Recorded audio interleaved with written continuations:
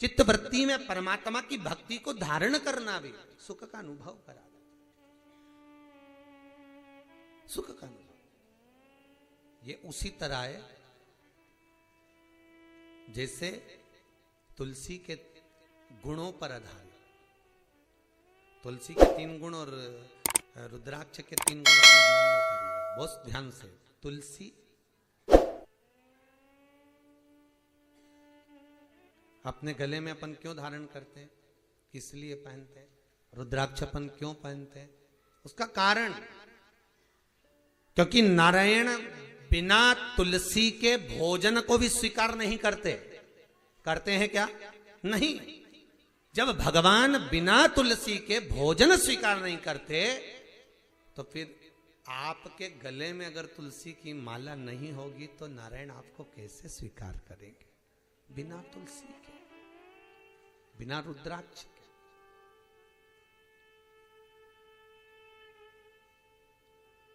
कौन सा चंदन है जो भगवान को सर्वाधिक प्रिय है? बोलो जम के। अब वृंदावन के पास रहते हो, जरा अच्छे से जवाब दे देना।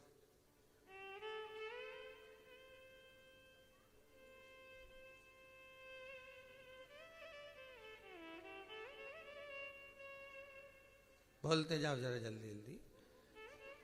कौन सा चंदन है जो भगवान को अति प्रिय है, और जिस चंदन को 2 महीना तक व्यक्ति अगर भगवान के मस्तक पर लगाता है और स्वतः मस्तक पर लगाता है, तो भगवान उसको 2 महीने के अंदर एक बार गले लगाने के लिए जरूर आते हैं। महाराज, उसके जीवन काल में नारायण ठाकुर उसको गले लगाने आता है। कौन सा है? गोपी चंद। और बोलो जी आगरा वाली, और बोलो। वो कौन सा चंदन है जो भगवान को लगाने पर भगवान और भक्त दोनों मिल जाते हैं? वो है हरि चंदन। कौन सा चंदन है? हरि चंदन। हरि चंदन कैसे बनाया जाता है? जरा सी कुंकू या हल्दी पाट पर डालकर तुलसी की लकड़ी से घिस कर पानी डालकर, चंदन नहीं, काय की लकड़ी? तुलसी की लकड़ी को घिस कर चंदन तैयार करा जाता है। वो हरि चंदन कहलाता है। वही हरि चंदन भगवान को लगाएं, अपने मस्तक पर लगाएं, मेरा नारायण आकर गले लग जाता है। वो हरि चंदन है। सर्व चंदनों में श्रेष्ठता का भाव तुलसी के गुण तत्व को प्रकट कर देता। तुलसी के गुण तत्व,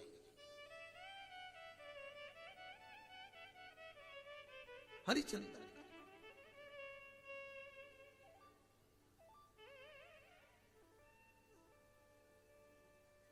हरिचंदन का भाव तुलसी के तात्विक सुख का अनुभव कराता है। उसको लगाया।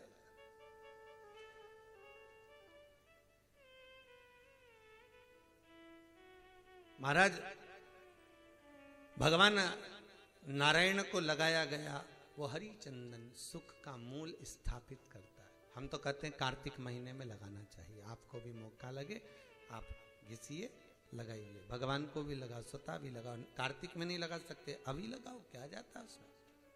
तुलसी। कई कई जगह बड़ा विचित्र काम होता है कि कोई मर जाता है तो तुलसी की लकड़ी उसके पीछे पीछे लेके जाते, शमशान में ले जाके तुलसी को सिर के पास रख के आग लगाते। निवेदन है, तुलसी का सही उपयोग मरने के बाद नहीं है, तुलसी का सही उपयोग जीते जिए। जैसे आज के जमाने में लोग मरते हैं तो गीता जी का पाठ कराते, पहले लोग गरुड़ पुराण कराते, आजकल गीता कराते। कहाँ लिखा गीता करा? मरने के बाद गीता पढ़ने का विषय नहीं है, सोते हुए मन को जगाने के लिए गीता को पढ़ा जाता है। मरने के बाद नहीं, मृत्यु की सैया पे से नहीं उठाती गीता। हमारा दान, हमारा सत्कर्म, हमारा पुण्य जो हम करें वो लगना चाहिए। जैसे राजा कर्ण, जिसको लोग दानवीर कर्ण कहते हैं, राजा कर्ण क्या दान करा था उसने जिंदगी में? सोना, सोना, स्वर्ण ही स्वर्ण। अंतिम समय प्राण छूट गए, भूमि पर पड़ा था, बाण उसको लगे हुए थे, मरने जा रहा है। मेरे भगवान द्वारकानाथ को दया आ गई, मरेगा तो ऊपर जाकर इसको खाने को सोना ही मिलेगा। कुछ ऐसा कर दूं कि ऊपर जाकर इसको अन्न मिल जाए। भगवान ने, द्वारकाधीश ने अर्जुन से कहा, अर्जुन वो हंडा देखना, उस हंडे में क्या रखा? हंडा मतलब घड़ा, उस घड़े में क्या जरा देखते। अर्जुन गया युद्ध के क्षेत्र में, जहां पर राजा कर्ण अपनी अंतिम सांसें गिन रहा था, उसके सिर के पास में घड़ा पड़ा हुआ। भगवान ने कहा जरा देख तो इस घड़े में क्या है रे? अर्जुन जा। अर्जुन रथ से नीचे उतरकर घड़ा देखने के लिए जब गया, उंडेला तो उसमें धान भरी हुई थी, चावल पूरे उंडेल दिए। प्रभु कुछ भी नहीं है इसमें, तो चावल भरा, धान भरी। आजा वापिस। अर्जुन आए, कृष्ण नीचे उतरे, कर्ण के पास गए। राजा, ए कर्ण, दानवीर हो आप, मरने जा रहे हो, तुमने दुनिया को सबको दान दिया, मेरे को आज तक नहीं दिया, थोड़ा सा दान दे दे। कर्ण मरते समय मुस्कुरा रहा। देखो कितनी सुंदर प्रसंग है साहब। कर्ण मरते समय मुस्कुरा के कह रहा है, अरे द्वारकानाथ, तुम मांगने आए तो मेरे मरते समय आए, पहले आ जाते तो बहुत कुछ दे देता। भगवान बोले, अगर तेरे पास देने के लिए कुछ भी नहीं हो तो तू पीछे पलट के देख, तेरी साइड में धान पड़ी है, इसको उठाकर मुझे दे दे, इतना ही दान बहुत है। कर्ण हंसकर बोला, दूसरे का पड़ा हुआ भाग क्यों दो? भगवान ने माथा ठोका। बताओ, इसको मौका दिया कि ये दान दे जाए, मरते मरते कुछ तो दान दे, ऊपर अन्न मिल जाएगा। अरे तो दूसरे का पड़ा हुआ अन्न क्यों दूं मैं? नहीं उठाया राजा कर्ण ने। भगवान करे उठा ले, दे दे, पड़ा ही तो है। नहीं, भगवान कहने लगे तो तू मेरे को दान नहीं देगा? तो क्या कुछ होता तो दे देता। भगवान कहने लगे, जा रहा मैं। द्वारकाधीश 2 कदम आगे बढ़े, कर्ण ने आवाज लगे, रुको द्वारकानाथ, रुको। जरा रुको, क्या हुआ? मैं दान देना चाहता हूं। भगवान बोले, चलो कम से कम इसकी बुद्धि फिर गई, ला दे। भगवान ने अपना ऊपर ना ला दे। कर्ण कहता है, इतना सारा थोड़ी ना है, वो तो मेरे ऊपर की एक दांत सोने का है, उसको तुम तोड़ लो। ऊपर का एक दांत सोने का, उसको तुम तोड़ लो। अरे भगवान का एक गजब का दानी हुआ रे। फिर सोना, सोना चाहिए नहीं, मुझे तो अन्न चाहिए, और तुम कह रहे हो कि ऊपर का एक दांत सोने का है, उसको तोड़ लो। भगवान बोले, अब मरने जा रही है, तेरा दांत तोड़ूंगा तो लोग क्या कहेंगे कि मरते हुए का भी भगवान ने सोने का दांत तोड़ के निकाल लिया। बताओ, दुनिया के लोग मुझे बदनाम करेंगे, मेरे को नहीं लेना, ऐसा दान चाहिए ही नहीं। तो कर्ण बोले, रुक जाओ मैं दे देता हूं। कर्ण ने हाथ बढ़ाया, भगवान को लगा ये चावल उठाएगा। हाथ बढ़ाया, चावल उठाने की जगह जो हंडी का मुंह नहीं होता, जब घड़ा फेंका था तो फूट गया था, तो हंडी का जो मुंह था उसको उठा के अपने दांत पर मार लिया। दांत पे मारा तो सोने का दांत निकाल के हाथ में रख लिया। भगवान को के ये लो। भगवान के बताओ, रक्त में सना हुआ दांत हम लेंगे? सोने का दांत भले है वो, पर रक्त में सना हुआ है, हम नहीं ले सकते। हम नहीं ले सकेंगे इस सोने के दांत को, रक्त में सने हुए दांत को हम नहीं लेंगे। कर्ण कहने लगा, तो साफ कर देता हूं।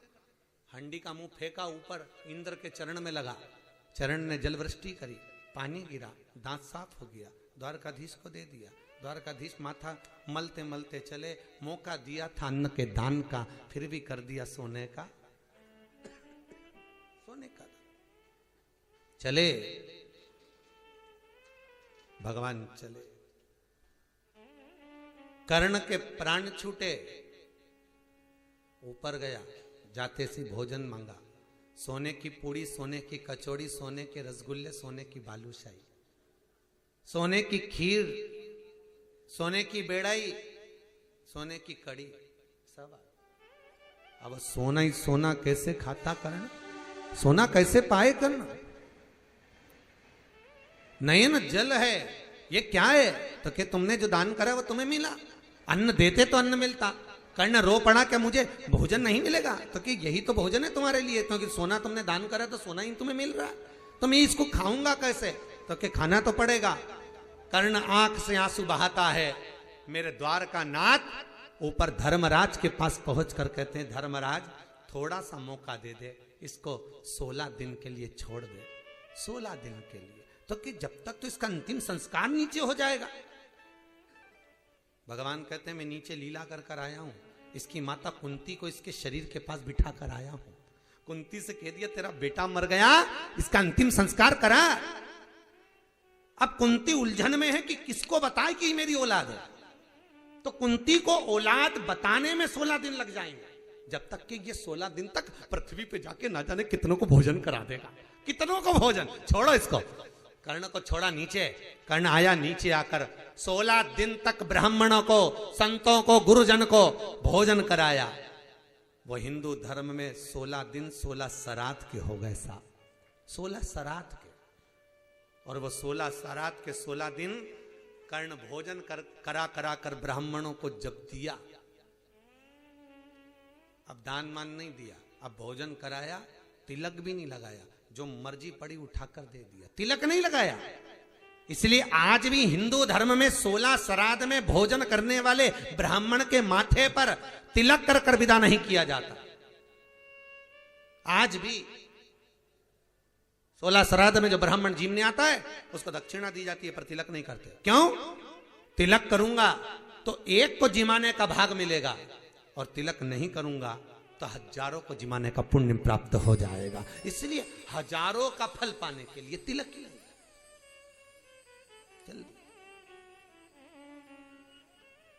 श्राद्ध। तब कुंती ने अर्जुन से कहा, युधिष्ठिर से कहा, ये मेरा पुत्र है। युधिष्ठिर ने कहा, मां तूने भाई से भाई की हत्या करवाई है, मैं तुम्हें श्राप देता हूं मां, आज के बाद कोई नारी अपने हृदय में कोई बात छुपा नहीं सकती, ये मेरा श्राप है। तुमने छुपाया इसलिए, भाई से भाई का बैर करवाया इसलिए। महाराज वो 16 दिन 16 श्राद्ध के हैं भाई, ध्यान दीजिएगा। हमारे पूर्वजों, कई लोग हमसे कहते हैं महाराज जी श्राद्ध बड़े बेटे को करना चाहिए कि छोटे बेटे को करना चाहिए, श्राद्ध मंझले को करना चाहिए कि बड़े को करना चाहिए।